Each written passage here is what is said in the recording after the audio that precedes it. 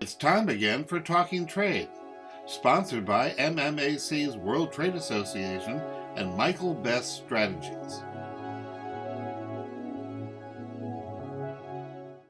Hello, everyone. This is Talking Trade. My name is Ken Wasylik from EM Wasylik and Associates. And I'm Sandy Siegel, president of ME Day, and it's a personal pleasure to introduce our guests for today. Bruce Glaub. Bruce, we've known each other for many, many years. Bruce is the principal of Trade Acceptance Group based here in Wisconsin, and certainly a long and diverse career in trade finance and global trade services. And we've crossed paths many times over the years with mutual customers, international banking issues. And, it's always a pleasure working with you, chatting with you on from the finance perspective of things. And it's really active in the local trade community. So I know you're, have your finger on the pulse of some of today's challenges going on with the economy and our importers and exporters. So welcome to Talking Trade. It's really nice to have you, Bruce. Thank you. Great to be here. Yeah, so Bruce, let's get started. And I know you're an expert in export credit insurance. Many companies don't use this. Why is it important for a company to have export credit insurance?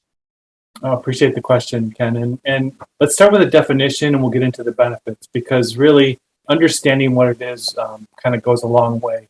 So really what trade credit insurance does, it protects your business. If your clients don't pay you, then the insurer is going to actually pay out a percentage of what you're not paid. So in the U.S., you have a lot of different choices and a lot of different ways to maybe collect your funds. Internationally, much more difficult, and you don't have that expertise in law. You just don't have the tools, or the tools are incredibly expensive. So rather than like what you do in the U.S., using the law maybe as your heavy hand, internationally, it's great to use trade credit insurance. That gives you the stick, per se, if you need to collect from someone. And then they are the ones that are in turn going to use the legal systems within each country. So you don't have to be the legal expert. Sounds good. So in this period of particular challenges on the important export side and supply chain in general, we've got shipments moving more slowly, unpredictably. I know we're getting vessels rolled all the time. Schedules are unpredictable at best.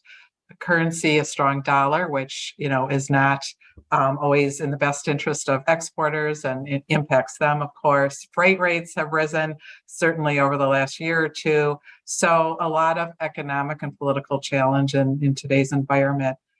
In addition to export credit insurance, what are some other tools that you take advantage of, utilize to be a partner, and advice you give your customers? Yeah, so we'll go through some of the challenges and how our customers, the discussions we're having with them, and how they're maybe mitigating some of the risk. And we'll do it from a financial perspective. There are also other ways to be a really good partner with your customers.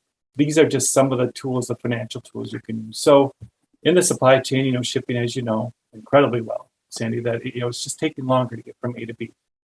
So the way trade credit insurance, the number one issue that we'll talk about, or tool we'll talk about, is it allows you to offer longer terms to your customer. So what that does is now, instead of, because they would be in essence paying for the product before it may be even left port. In this case, they actually could, if you give them additional 30 or even 60 days, meaning net 90 instead of net 30. Now you're being a much better partner because they have the goods almost for sure, and maybe are even starting to sell some of them depending on what it is, or have it installed. The way it helps you is you now have, it's a longer term, but it's a protected term. So you have that guaranteed payment. So you know that, okay, I'm not going to get paid in 30 days, but I'm definitely going to get paid in 90. And if I don't, I have this insurance policy that's going to pay me if something catastrophic happens. But it's a good partner, so I probably won't have to use it. But it's that really is what a lot of our partners are doing, where they just extended terms, longer terms, just to show that good partnership. They'll probably bring them back in, as things get better. Right. But it sounds like a win-win for, both the Yeah. parties involved. But terrific. Right. And then what they can do, a lot of our customers that we work with are, they're pretty strong, so they aren't borrowing a lot, so they can wait to get paid. But we do have those that need that cash flow. So what they can do is they can add that insured receivable to their borrowing base. Their lender will happily lend against it, or they can even discount it to a factor. Those companies that are growing really fast and need every bit of capital, they can still act like a very strong company and just discount that. They don't make as much profit, but they still are a really good partner. And in these days, when you're a good partner, you both reduce the profit you're going to make in these tough times, so that then you both can win and gain market share for those good times. Kind of like, again, the key is that partnership piece. Yeah, that's a great tool, Bruce, to look at right now. But right now, everybody's looking at headwinds on the economic side. I just got back from Europe, and they're talking about higher inflation. And here in the U.S., the recessionary winds are coming. We're talking about that here, slow growth in China and Asia. What are you telling your customers to do today to insulate them from the future over the next 6, 12, 18 months?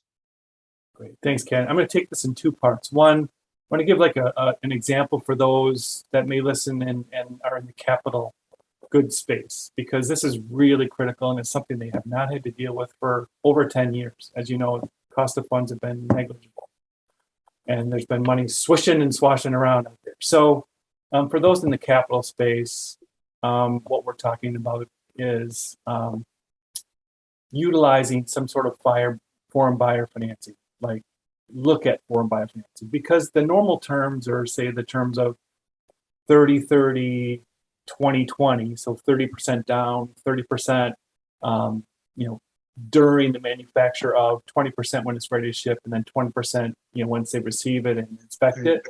That's it's used very often. It's kind of was like a win-win type of scenario when you didn't have to worry about inflation and tremendously high interest rates. And remember, interest rates are probably higher where your customer is in more places than not.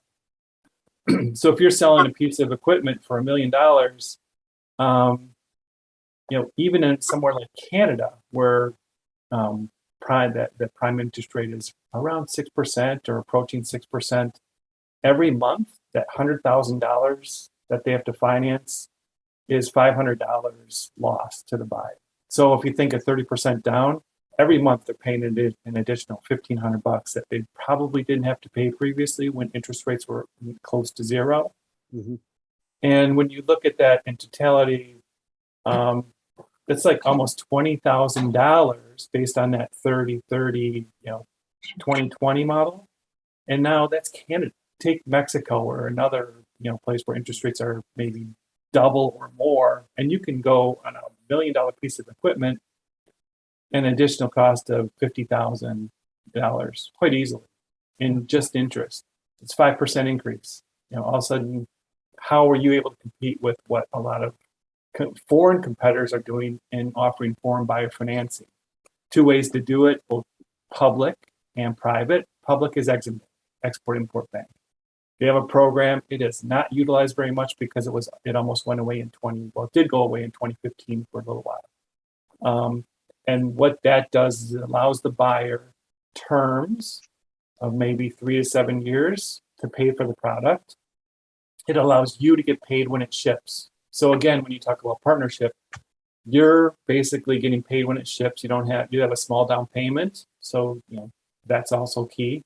But the financing of this is being done by a bank who has a guarantee from Exim Bank.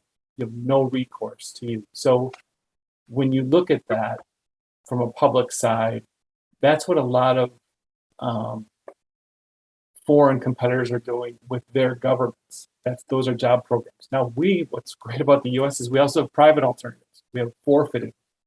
where it's easier to use than Exim and you don't have to go through all the qualifications. So there's someone like London Forfeiting that offers something very similar, not as, the terms aren't as long, but, they can basically discount milestone payments, no recourse to the seller.